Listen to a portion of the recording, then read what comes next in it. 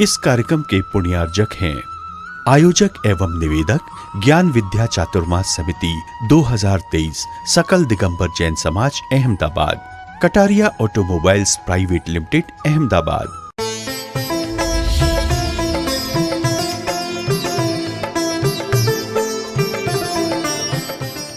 अपने आप में समा गया।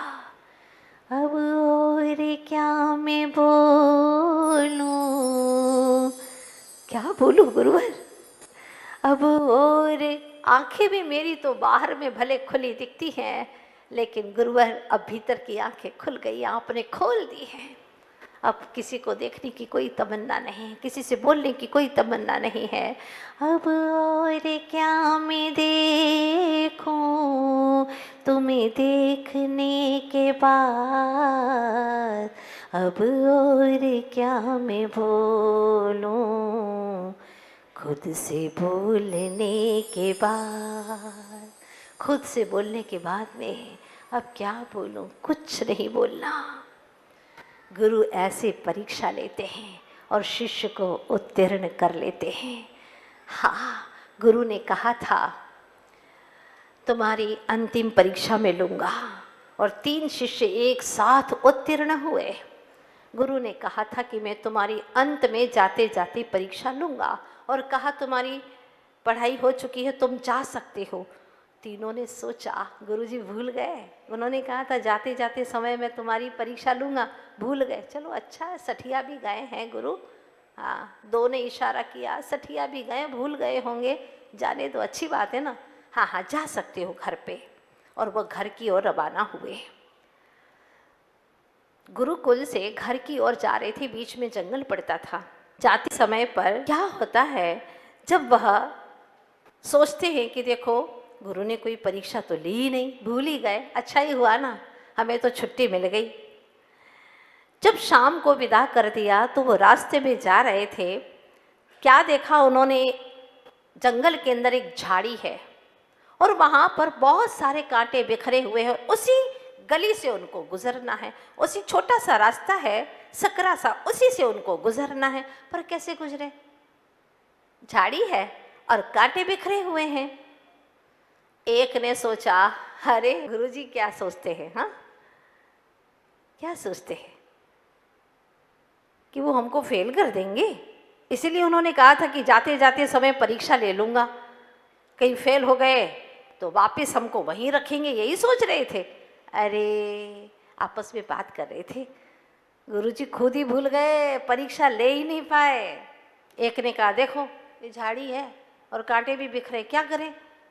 अरे मैं तो अभी छलांग लगा करके चला जाऊंगा, बहुत ताकत है मुझ में। और एक ने लगा दी छलांग, पहला छलांग लगा करके चला जाता है। तो दूसरा था, वह दूसरे रास्ते से जाता है, बहुत लंबा रास्ता पार करके फिर जाता है। तीसरा विद्यार्थी था, वो सारे कांटे जो थे उसको अपने दुपट्टे से अलग कर देता है और रास्ता साफ सुथरा कर देता है। आज मैं चलूँगा, कल और भी कोई चलेंगे, सबके लिए यह रास्ता अनुकूल है, शॉर्टकट है, कितना अच्छा होगा। और उसने स्वपरहित के लिए कांटों को साफ कर दिया। जैसे ही साफ किया और रास्ता पार किया, गुरुजी आ गए जहाँ पर तीनों मिले थे। जहाँ तीनों मिले थे वो पार करके वहाँ तक आया और दोनों वहाँ पर आए। गुरुजी ने कहा तुम दोनों की पढ़ाई अभी अधूरी है। पहला वह जिसने की झाड़ी को छलांग लगा करके पार कर लिया था, तुम तो कर गए, लेकिन और लोग कैसे करेंगे। तुमने सिर्फ अपने ही बारे में सोचा, औरों के बारे में नहीं सोचा। और दूसरा, उसने भी अपने ही बारे में सोचा, औरों के बारे में नहीं सोचा। लेकिन तीसरा विद्यार्थी, तुम्हारा अध्ययन पूर्ण हो गया है और तुम उत्तीर्ण हो गए हो, तुम घर जा सकते हो और तुम दोनों की पढ़ाई अविशेष है। गुरु ऐसी परीक्षा करते हैं, सब कुछ भावों के ऊपर डिपेंड करता है। बस भावों की विशुद्धि है और भावों के अंदर स्व पर कल्याण की भावना निहित है तो समझ लेना वही अध्ययन है, इसके सिवा और कोई अध्ययन नहीं। एक किताबों की पढ़ाई कुछ काम नहीं आती है, कुछ काम नहीं आती है, लेकिन जो व्यवहार में हमने पढ़ा है, जीवन को जिया है, विवेक, प्यार, प्रेम, दया, अनुकंपा, करुणा की जो भावना हमारे भीतर में जागी है वो हमारी जिंदगी भर काम में आती है। इसलिए पढ़ाई ऐसी ही करना है जो संस्कारों के साथ में हो। आचार्य भगवान इसी पर ध्यान देते हैं कि जो तुम पढ़ाई कर रहे हो उसके अंदर कुछ ऐसी भी अंदर की किताब भी पढ़ते चले जाना, बाहर की किताबों के साथ साथ में, बाहर के ग्रंथों के साथ में भीतर का निर्ग्रंथ स्वरूप जो आत्मा का है उसे भी पढ़ते चले जाना, तो तुम्हारा जीवन आनंदमय होगा। बस इतना ही कहना चाहती हूँ कि हे गुरुवर, आपने इस वसुंधरा पर जन्म लेकर के अपने जन्म को सार्थक किया। हम भी कुछ ऐसा कर सके कि अपने जन्म को सार्थक कर सके, आपके चरणों का अनुगमन कर सके, अनुसरण कर सके, ऐसी शक्ति हमें भी देना। यही भावना है और इसी भावना से कि हमारे गुरुवर दीर्घायु हों, चिरायु हों और उनकी भावना, हमारी भावना यही है कि गुरुदेव की भावनाएं हमेशा पूर्ण हो और धर्म की प्रभावना जो गुरुदेव कर रहे हैं वो हमेशा होती रहे, वो हमेशा स्वस्थ रहे और चिरायु हो, शतायु हो। ये हमारी भावना है गुरुवर।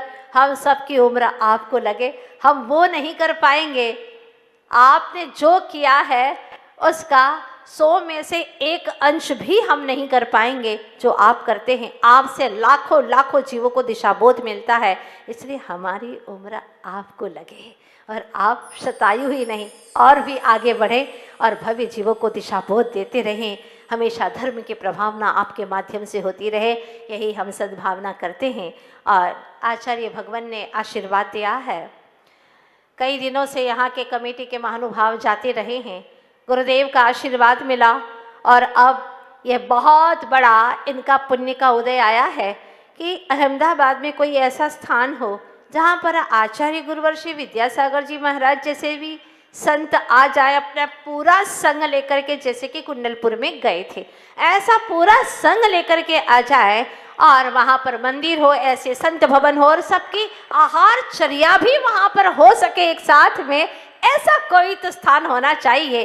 क्योंकि यहाँ धर्म नगरी है, गुजरात की बहुत ही विख्यात नगरी है, वस्त्र की नगरी है। तो निर्वस्त्र जब साधु आएंगे तो कैसे रहेंगे यहाँ पर। इसके लिए कमेटी के महानुभावों ने कई वर्षों से अपना पुरुषार्थ साधा था। अब वह पुरुषार्थ अपना एक सुखद अंजाम लेने जा रहा है। तारीख 5/11 रविवार को बारेझड़ी में शिलान्यास का कार्यक्रम होने वाला है। सारी समाज वहाँ पर पहुँचेगी और देखेगी, अपना थोड़ा थोड़ा भी योगदान दे करके इस कार्यक्रम को बहुत अच्छे से अंजाम देंगे, ताकि वर्षों वर्षों तक, पीढ़ी दर पीढ़ी तक लोग इसे देखेंगे। कहने को तो यहाँ एक समय, एक लम्हा है, बस इतना ही कहूँगी कि कहने को तो ये एक लम्हा है, मगर पीढ़ी दर पीढ़ी, सदियाँ सदियाँ इसे मुड़ कर देखेंगी। ये ऐसा काम करने जा रहे हैं, बहुत अच्छा काम हो आप सबके माध्यम से। और फिर जब भी गुरुदेव आए तो अब सीधे बारेझड़ी में रह करके आप लोगों को ज्ञान दान दे सके, ऐसी मेरी सद्भावना है, भावना है। और इस भावना को आप लोग पूरी करेंगे। यही भावना के साथ में गुरुदेव के श्री चरणों में हम कुछ भावना करते हैं कि हे गुरुवर, हम सबकी भावना है, क्या भावना है? विद्यासागर गुरुवर मेरी सुनिए पुकार, विद्यासागर गुरुवर मेरी सुनिए, अगला जन्म मिले तेरे दरबार, अगला जन्म मिले तेरे दरबार। हाँ, विद्यासागर गुरुवर गाओ, विद्यासागर गुरुवर मेरी सुनिए पुकार, अगला जन्म मिले तेरे दरबार। हो विदेह क्षेत्र में मेरा अब जन्म,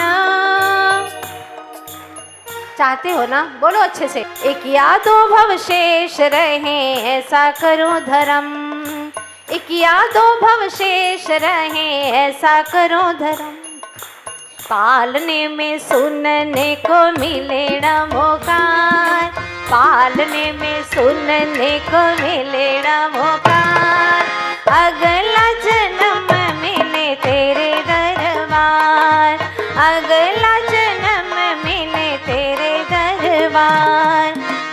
विद्यासागर गुरुवर मेरी सुनिए पुकार, विद्यासागर गुरुवर मेरी सुन ले पुकार। अगला जन्म मिले तेरे दरबार, अगला जन्म मिले तेरे दरबार। अभी भावना अधूरी है, कल पूरी करने वाले हैं और फिर गुरुदेव के बारे में हम बहुत कुछ सुनने वाले हैं। बोलिए आचार्य गुरुवर श्री विद्यासागर जी महाराज की। आप जानते हैं कि नदी छोटी हो या बड़ी है, सागर से मिलने की आतुरता तो उतनी ही रहती, चाहे छोटा सा झरना हो या विशाल नदी हो, प्यास तो वो समान ही बुझाती है। झरने का पानी पियो या विशाल नदी का पानी पियो, पर प्यास तो समान ही बुझाती है। ठीक उसी प्रकार से उस छोटी सी नदी को सागर में मिलने की बड़ी आतुरता, आकुलता, हर पल अदम्य आकांक्षा कि मैं कब सागर में जा मिलूं। लेकिन हुआ ये कि वह अचानक मरुथल में खो गई।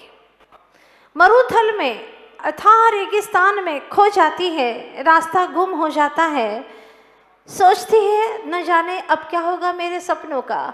मैंने जो सोचा है, मैंने जो सपने सजोए हैं कि मैं विराट समंदर में मिल जाऊंगी और मैं भी स्वयं समंदर कहलाऊंगी, लेकिन ये तो सिर्फ सपना ही सपना रह गया, कभी साकार नहीं होने वाला है। क्योंकि मैं देख रही हूँ अपने आप को मिटते हुए। जब से मैं मरुथल में खो गई हूँ तब से मेरा अस्तित्व मानो मिटने लगा है और यह रेत मरुथल की मुझे पीने लगी है, मुझे सोख रही है।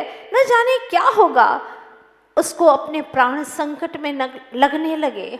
मेरे प्राण पखेरु उड़ जाएंगे पर मुझे अपना गंतव्य नहीं मिलेगा, मुझे मेरा लक्ष्य नहीं मिल पाएगा, क्योंकि समंदर बहुत दूर है और मैंने रास्ता भी गलत पकड़ लिया है। अब तो मिलना बहुत मुश्किल है। कदाचित सही रास्ते पर चलती तो मुझे मिल भी जाता, मगर मैं तो मरुथल में खो गई हूँ। अब मुझे कैसे मिलेगा समंदर, कुछ समझ में नहीं आता।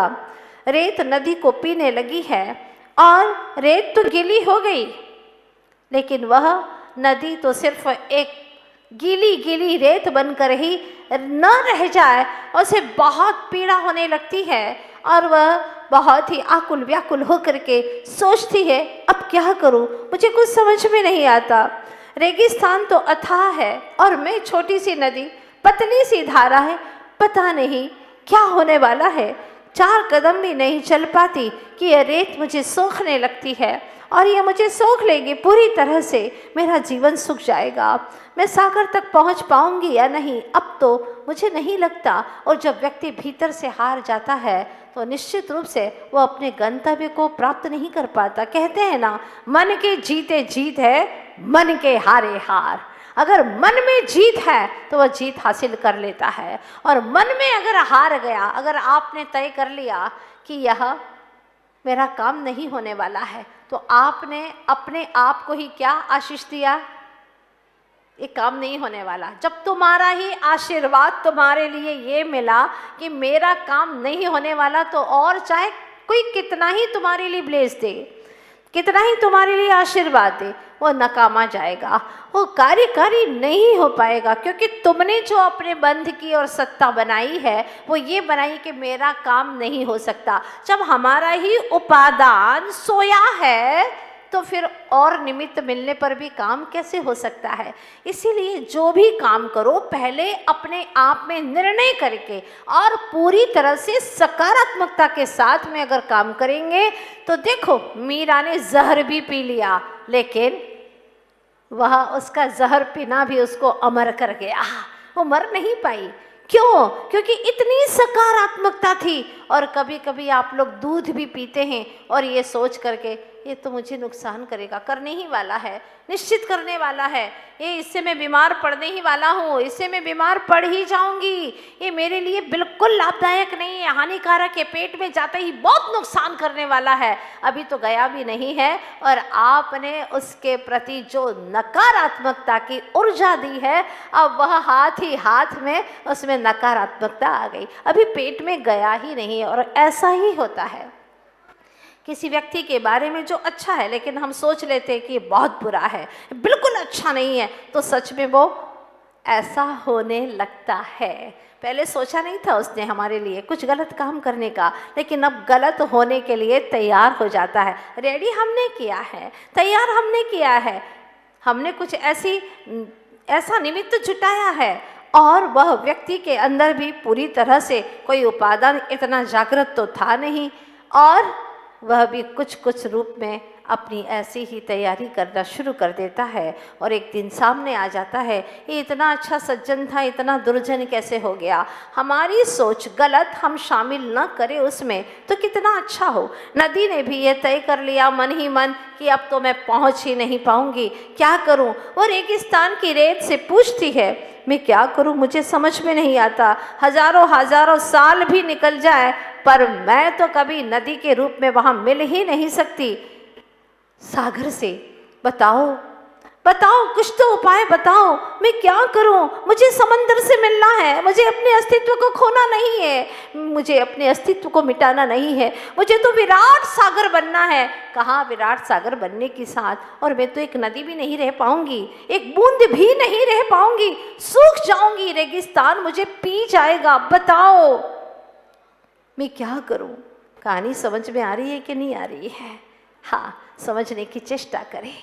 तब वह रेत कहती है कि कितने ही साल हो जाए तो एक दलदल के सिवा और ज़्यादा कुछ भी नहीं बन सकती। इस तरह से अगर चलती चली जाएगी तो तुझे कुछ भी हासिल नहीं होगा। वही तो मैं पूछ रही हूँ, कहो ना, कुछ तो उपाय बताओ। तब वह रेत कहती है, तो हवा की यात्रा पर निकल।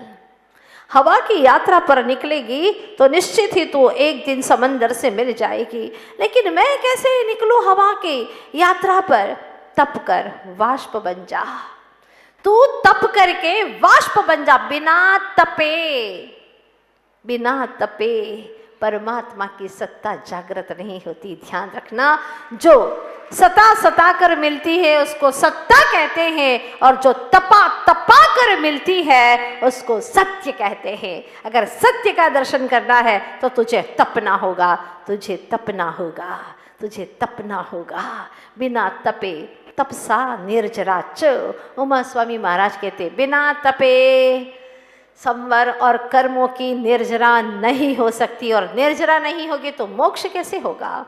इसीलिए तपना होगा। तप करके वाष्प बन जा, और जब वाष्प बन जाएगी तो हवाओं पर सवार हो जाएगी और तू समंदर में मिल जाएगी। तो वो कहती है नदी, नहीं नहीं बाबा, ऐसा मैं नहीं कर सकती। कहीं मैंने तप करके वाष्प बन गई, अपना अस्तित्व खो दिया, और फिर मेरा जो नदी का अस्तित्व है वो तो खो जाएगा, और जब खो गया तो फिर मैं कदाचित समंदर से ना मिल पाई तो क्या होगा। मैं तो यहाँ की भी नहीं रहूंगी, उधर की भी नहीं रहूंगी। तब फिर वह रेत समझाती है, देखो विशेष पाने के लिए थोड़ा सा तो आपको जोखिम उठाना ही पड़ेगा।